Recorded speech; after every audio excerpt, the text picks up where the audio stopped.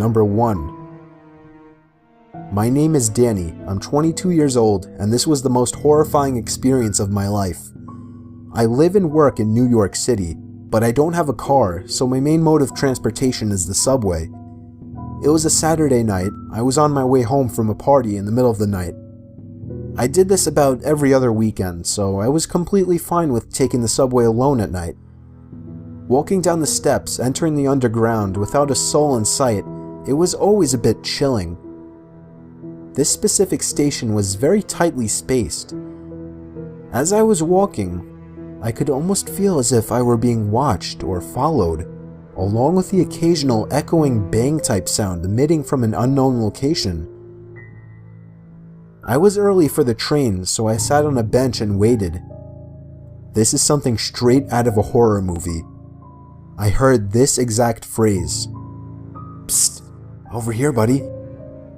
There was somebody standing on the tracks inside the tunnel, poking his head out and looking at me. It was a filthy looking man, I'd say in his early 40s.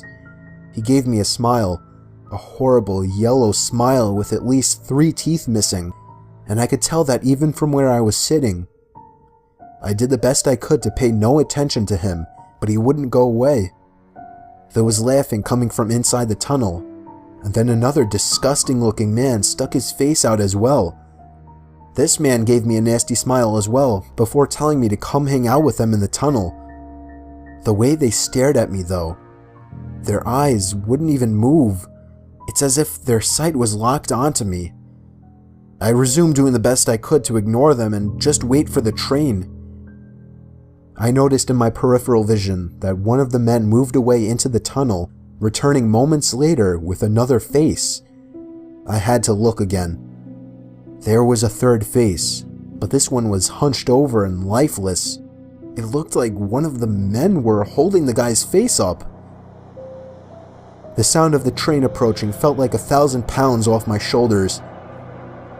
I got up ready to board the train, but when I got closer to the edge of the platform, I nearly threw up at the sight. The 2 men were going back into the tunnel, but the second man in the back was holding something in his hand. A head. Just a head. Like a decapitated head. They disappeared from sight onto the side of the tunnel. As the train stopped, I got into the first car, planning on warning the conductor, but no later than after we left the station. I didn't want to be there a second longer. As the train began to move, I saw legs moving down the stairs to the platform, but that was it. I didn't get to see who it was. But what I did get to see, as the train moved into the tunnels, I caught a glimpse of a group of men, hunched up against the railing, inches away from the train window, and they were all looking right at me. I knocked on the conductor's door like a madman, screaming it was an emergency. He opened up and I explained what I just saw. He radioed to somebody in charge of the station, as well as another higher-up of the company, who I'm sure took care of it, or contacted the proper authorities or security, whatever. It seemed to take ages for my stop to come, but when it did, I practically had a hop in my walk from relief. I have since been to one party at the same friend's house, but I skipped that station. I decided it was worth it to take the extra long walk to the next station. I don't know if weird shit happens often in the subway at night. In my experience prior to this incident, it never did. But after this experience, I think I should say you should be extremely cautious when in an isolated place like a subway station late at night. Number 2. Me and my 3 friends were in New York around Christmas time. We didn't finally decide to leave until about maybe 2 in the morning. We got on the first train that we could catch, and as expected, it was empty. We were pretty sobered up by then. Then there was a sudden commotion in the next car over. We had peeked through the glass in between the cars, and there were 2 hooded men, or maybe teenagers, standing obnoxiously close to a woman sitting in one of the seats who was screaming for help. I suggested that we go over and kick their asses, but as me and a buddy got a closer look, we saw they were armed with handguns. I pushed all my friends to get to the next car over, away from the armed men. I took a look back, and saw one of the men pointing at us before starting to follow. We ran through at least 3 different cars with the men following us before the train finally stopped at the next station. We all booked it through the old station to the nearest place we could hide. I got separated from my friends, so I went to hide behind a garbage can. I could hear my chaser's shoes hitting the tiled floors, so I knew I had no time to find a better hiding spot. I peeked through the opening at the top of the bin.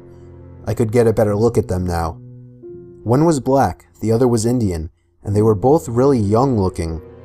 I was sure they were only trying to rob us, until I heard one of them say, "If you find them, kill them."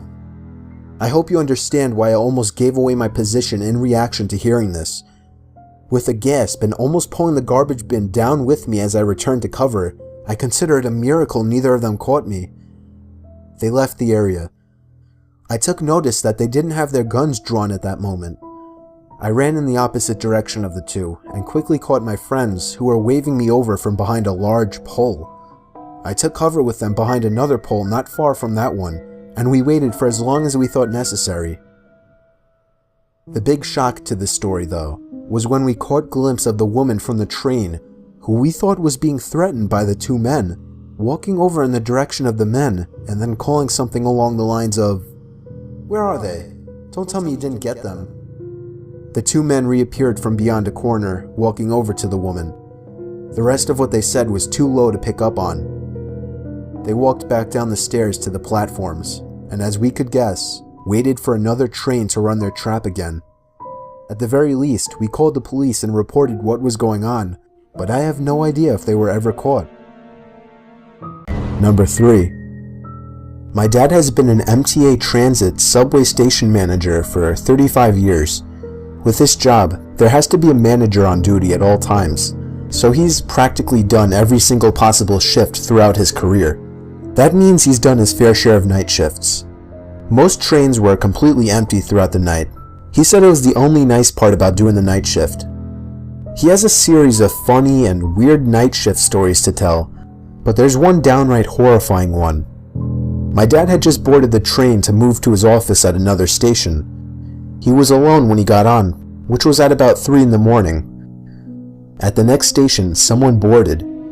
My dad describes him as a white, tall and skinny man wearing a heavy jacket and beanie. He shot my dad a quick glance before sitting in the furthest corner away from him. My dad said that he felt uncomfortable as the guy kept looking up at him every so often. When my dad's stop came, he got off, as well as the other man. He walked to his office door, unlocked it, and looked behind him.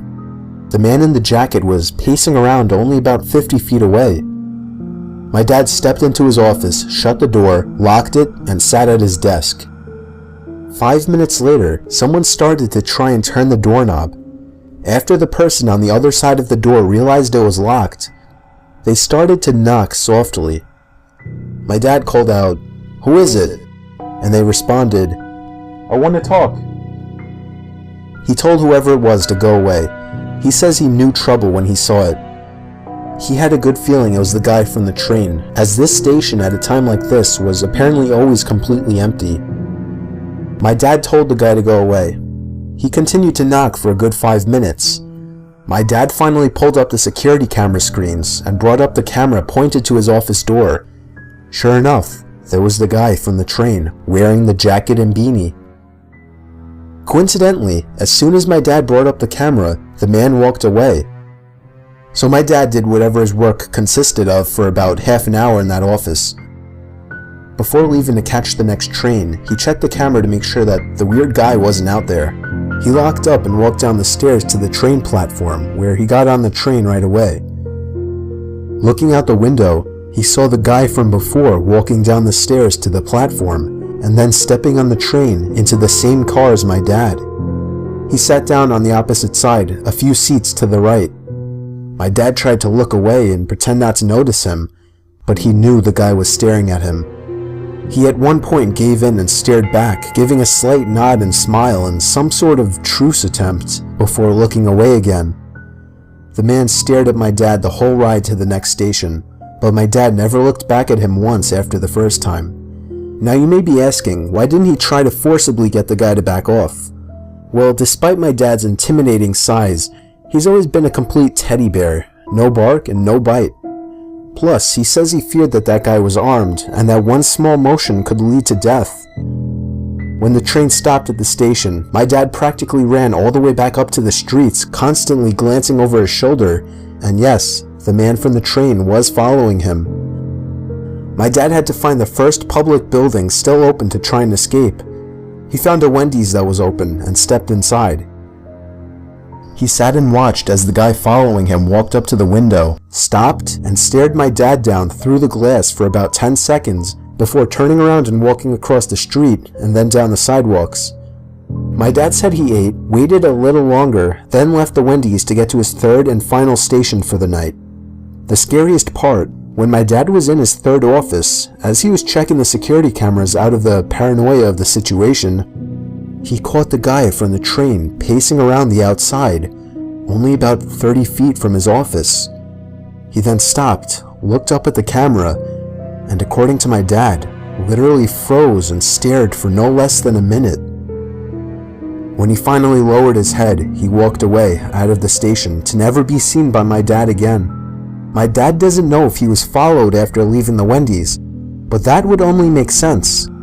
The guy was clearly disturbed, possibly homeless and or dangerous, and who knows what he actually wanted with my dad.